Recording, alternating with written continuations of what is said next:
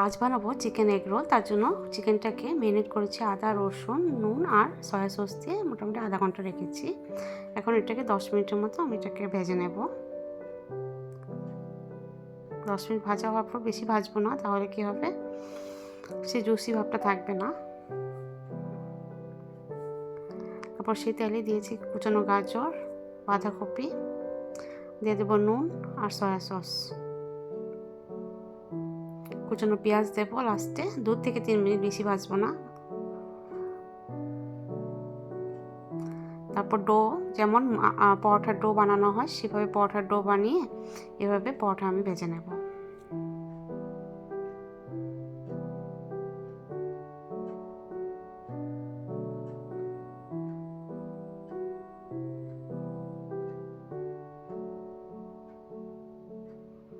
ডিমের মধ্যে নুন দিয়ে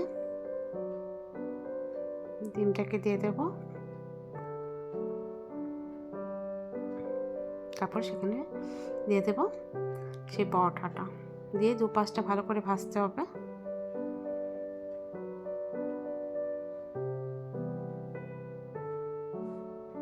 এক এক করে সবগুলো ভেজে নিয়েছি।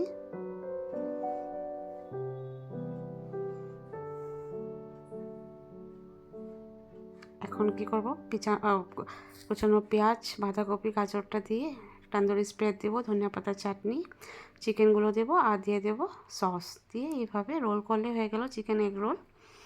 বাস, এটা সকালে ব্রেকফাস্টও খাওয়া যায় বা টিফিনও নিয়ে যেতে পারেন, যারা অফিসে চাকরি করেন বা বাচ্চাদের টিফিনও দিতে পারেন। তারপর এটা খেতে বেশ ভালো লাগে। ঘরে আপনারা এভাবে করে বানাতে পারেন।